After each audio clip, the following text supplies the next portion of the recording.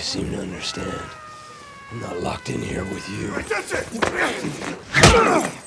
You're locked in here with me. Welcome back to Thinking Critical. This is Wes. I want to say Thanksgiving. I got to start over. Welcome back to Thinking Critical. This is Wes. Want to say happy Thanksgiving to everybody. And I got my good friend Dylan here. We're going to talk about some of the big oh shit characters within the comic book universe. How you doing, Dylan? I'm doing good, man. I'm excited to talk about this. Obviously, we're recording this before Thanksgiving. Hopefully, you got big plans. You're going to have some turkey, some pie, and all that stuff. Yeah, I'm gonna, make my pumpkin pie like I do every year and just go at it. Very nice. So are you thankful this year, or are you spiteful? I mean, I always try to be thankful. You wake up, house. That's it. Well, we're thankful when we get good comics. Let's put it that way. Yeah. So let's talk about some of these the top 5 oh shit characters. This is coming up because I did talk to Chuck Dixon recently, and he talked about how Bane was his oh shit character, and he meant for when he created the character. When the character shows up, you're supposed to feel stakes have been added immediately, and everybody around that character is in danger, as they are just an enormous threat. Obviously, you don't want to bring in a character like that all that often, otherwise you can take the luster off of them. So there are a few characters that would have been considered for this, but wouldn't really meet the criteria anymore. One that I know you're a big fan of, is Deathstroke. He used to be an oh shit character. He used to be the oh shit character. Like when he showed up in Judd Winick's Green Arrow run, and what he did there at the end to Green Arrow in Black Canary, it literally took the Justice League, Superman, Batman, all them showing up to stop him. He literally had a sword in Black Canary's mouth and another sword at Green Arrow, and was telling them how he could kill them all right now if he wanted to. Or in Identity Crisis, when he shows up and beats the crap out of her. He used to be that guy. Now he's like the Boba Fett of DC, where he looks cool and they just beat him up and they use him to build up a new character. They did it with Silencer. They're like, oh, we don't make Silencer cool, let's just have her beat up Deathstroke. They do that with everyone now. It's annoying, but I love Deathstroke. It's not just a DC problem. Over at Marvel, you would consider maybe Doctor Doom, Mephisto, Thanos as oh shit level characters, but they've been used so much. And then, in Doctor Doom's case, he's just a ruler of a country. He's not even all that evil anymore. So you could misuse these things, like a Juggernaut would be another one, Apocalypse, Parallax, Trigon.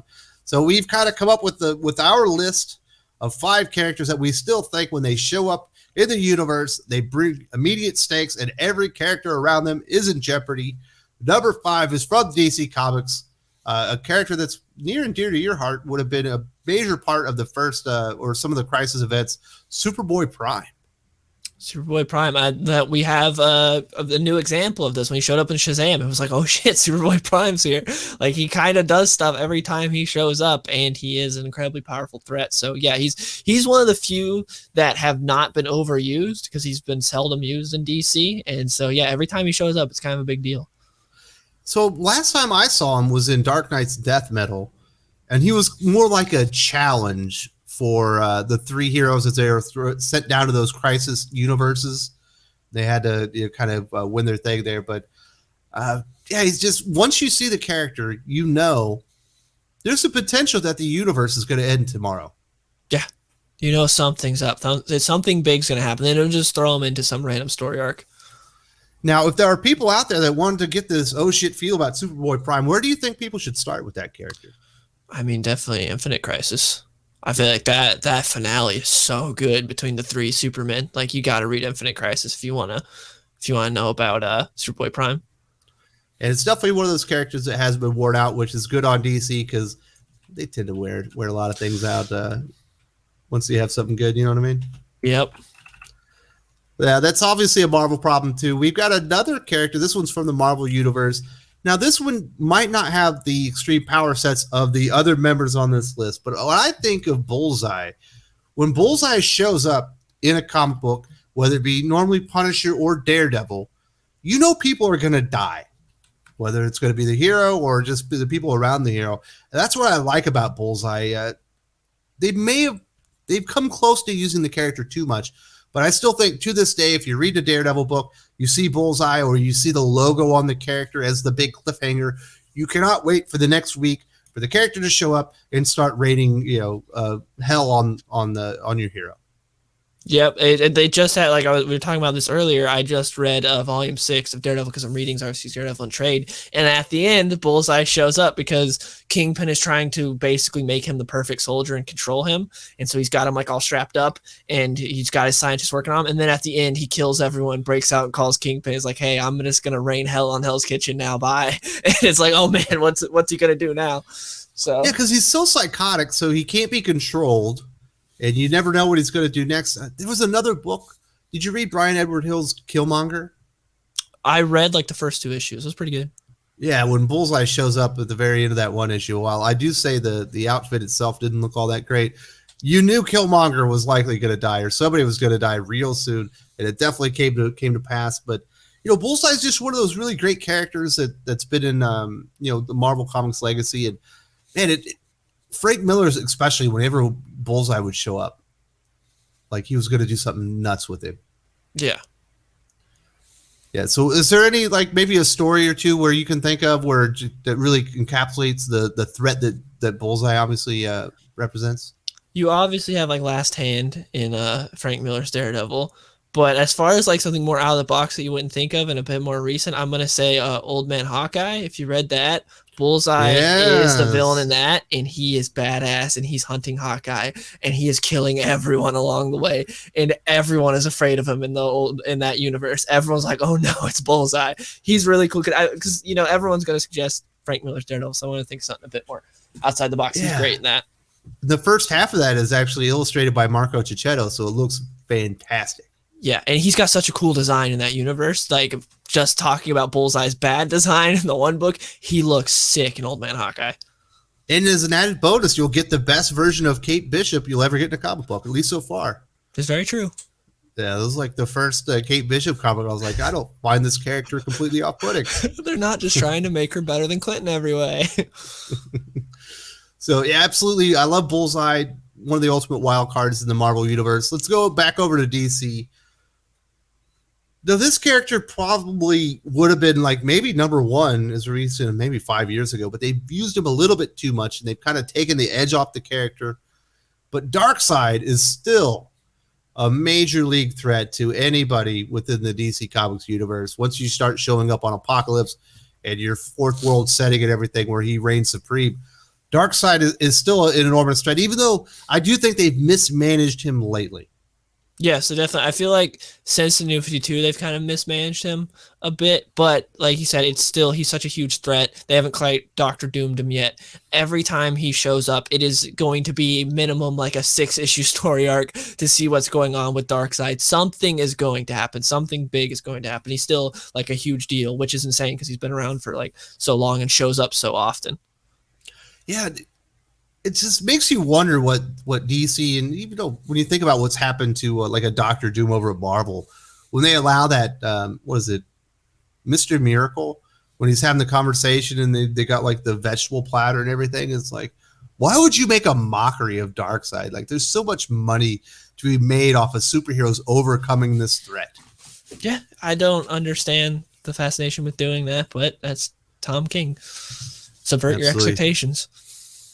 Definitely. Is this your favorite creation from Jack Kirby? Probably, to be honest. It probably I know you're is. more of a DC guy than a Marvel guy. Yeah, I'm much like more both DC. Universes. Yeah. And I would say Darkseid's the coolest thing that Kirby created in DC. Yeah, I agree. Because like the New Gods were cool, but Darkseid's definitely a step above. Darkseid is Darkseid, right? Yeah, Darkseid is. So, is there a specific story where like you think really encapsulates the threat that Darkseid is that people should have read by now? There's a story, I can't remember the name of it because I have it in back issues. It's like early mid 2000s where Superman goes to Apocalypse and John Henry Irons like soul is kind of like trapped in this armor, and he's like one of like the Warbringers or whatever for Darkseid, and Superman and Darkseid have an epic battle. It's probably my favorite fight ever, including Darkseid, and it is sick because in it Superman's like, pretty much any day of the week you'll beat me, but not today. And he ends up beating Darkseid. It's such a good story. I wish I knew the name of it. I can't think of it. But because I have it back, I can't think of the name of the story arc. It's really good. If I find the information, it'll be in the video. It'll be in the video description. Yeah, I could find it after this. It's really good though. I really like it. I remember reading that when I was a kid. It's really good. Such a good design too, with like the Omega symbol and all that stuff. Yeah, the Omega beams are such a cool idea too, like so terrifying. What'd you think about Darkseid in that Justice League extended version from Snyder? I mean, he was all right. I saw a lot of people freaking out like he was amazing. I was like, he didn't show up enough to do anything. Like he looked kind of cool. Like there wasn't enough color for me. But he looked better than I anticipated. Yeah, but he was just all right. I wanted more of him. Absolutely. Hopefully, we'll get to see Darkseid in the movies soon. Now let's get. We're in the top 2. This is another Marvel character. This will be the last one. The major number 1 is going to be a DC character. I imagine people can figure it out by now. But I'll still. Even with what has happened lately with Galactus, it still feels like when Galactus shows up, obviously the World Eater, literally everything is on the line. Galactus is an exceptionally powerful character. We did see Galactus become the herald of the Black Winter in Thanos recently, and there's another story that kind of made light of Galactus where he lost his powers and whatnot, but that was kind of a mini series by Mark Waid, I believe. But it still feels like when Galactus is done right, it's one of those oh shit characters that not only are the lives of the heroes, but the entire universe is in jeopardy at that moment. Yeah, again, he's another one of the characters when he shows up. What is going on? Why is Galactus here? It's obviously not going to be something, generally speaking, that's going to be resolved in one issue. There's something in Jack Kirby creation. Yeah, there's something in the bigger picture going on here. And what I also respect about this, I think Galactus's colors and look, obviously are dated, whatever, but I kind of respect that you can still use it and still drive fear in the hearts of comic book readers. It's like a little bit hokey. The fact that they've maintained that Marvel has like stuck with it is just like a testament to how good that design is, because any character they'll take any chance to just change the design to actually just stick with Galactus' design more or less is it's pretty interesting. Was it that Fantastic Four Rise of the Silver Surfer? Oh, where they made him a fart cloud? Yes, he's a cloud. I was like, what is going on here? Could you make anything less intimidating? Yeah, that was that was so dumb. There was a fascination with That's that. how you remove the oh shit factor from the character. You know what I mean? Yeah, they did that with Parallax too in Green Lantern. They're like, we're just gonna make him a cloud, like this super cool character. Let's make him a cloud. It's like, all right, we're gonna go off topic here. Let's talk about that Green Lantern movie. What were they thinking making Hector Hammond the first villain?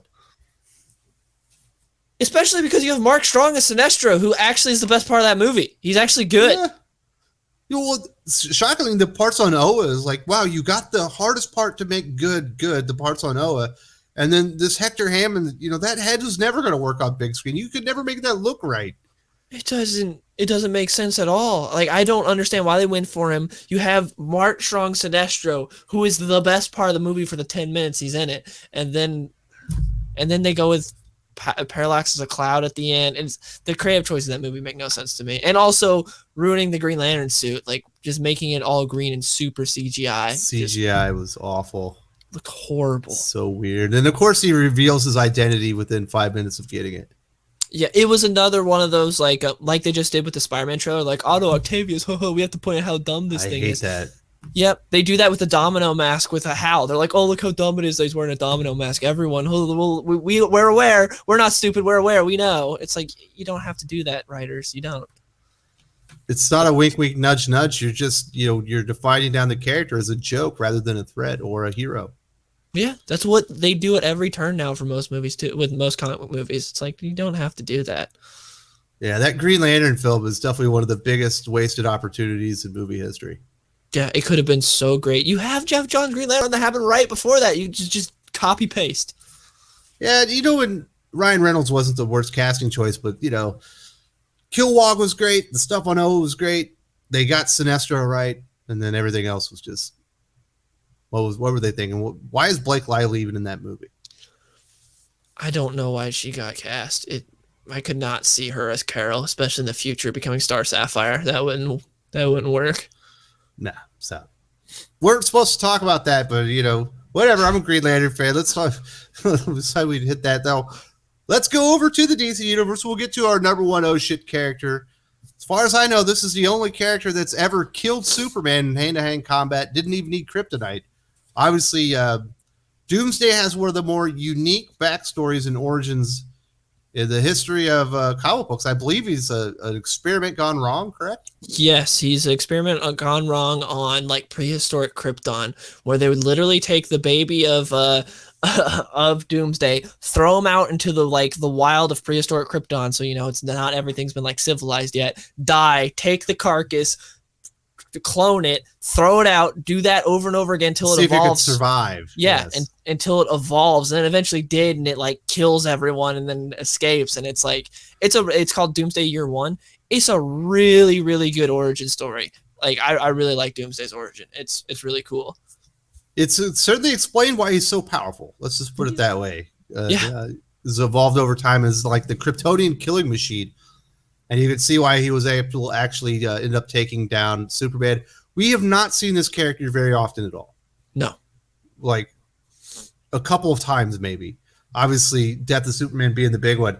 And that makes it the ultimate oh shit character. Not only do you rarely see him, but when you see this character, the most powerful hero in all of comic books, perished, well, almost died. Obviously, he did come back a few years later, but that is how you make a character an oh shit character.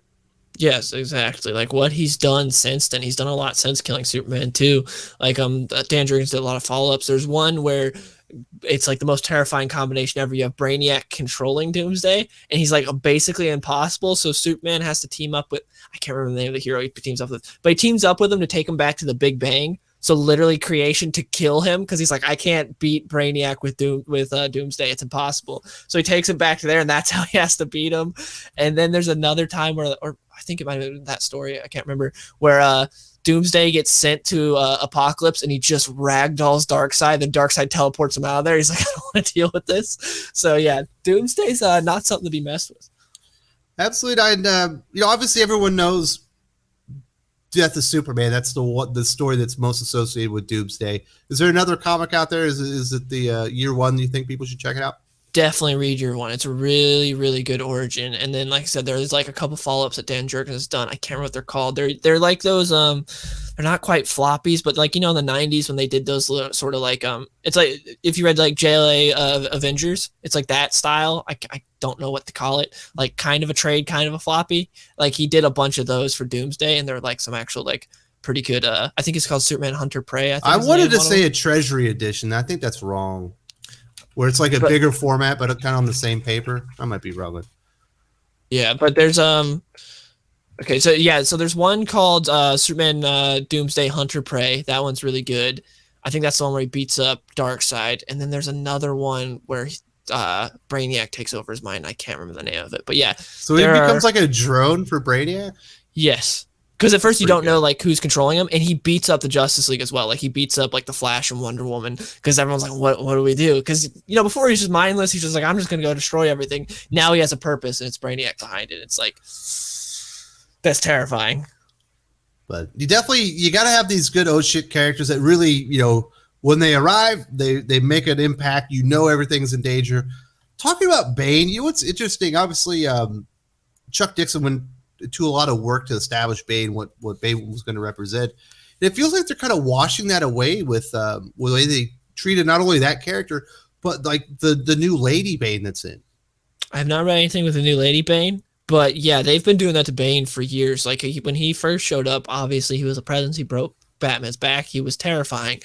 And now he's literally just he's just a henchman for better villains now. They just use like the Mad Hatter or something. Yeah, he literally, like how we were talking about how when Darkseid shows up, this isn't going to be resolved in one issue. When Bane shows up, you're like, oh, he should probably just going to beat him in a panel, and that's it. Like you don't expect. Is he the bodyguard? Yeah, rather than the brains of the operation. Yeah, and it's really annoying because I guess I don't know if I think maybe animation might have had something to do with this, because there was a lot of animated shows where he'd show up and he was just a big dumb idiot. He wasn't like a mastermind at all. And then they've done it like in Dark Knight Rises, they did it to where it's like, oh, he's just the bodyguard and Talia's the brains behind the operation. It's annoying. Well, then obviously the first appearance in the movies, he was just like he was Poison Ivy's bodyguard, right? Yep. Yeah. Yeah. Maybe that's what it did it, but they really took the edge off that character. They've done it to a few others, even Thanos. You see him so much. He's even got a more evil uncle now. It's like, stop doing this. Thanos should be one of the ultimate cosmic level threats. Like, you should never not take the character seriously. But if you overuse them, if you start making multiple versions of them, they can only lose so often before they, you stop treating them like threats, Yeah, that's what's impressive about Darkseid, because he's showed up just as much as Thanos, but he's still intimidating and like a threat every time he shows up, unlike Thanos, where it's like, here he is again. Yeah, so that is our list of the top 5 oh shit characters, and we went on for the tangent about Green Lantern and a few other things. We got some recommendations if you want to check out those characters and see why they're such a big threat. Definitely want to say once again, happy Thanksgiving to everybody. There will be another video or two up today, and thank you very much to Dylan. You got anything else to say, buddy?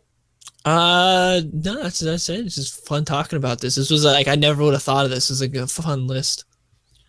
Yep, absolutely. We'll see y'all later.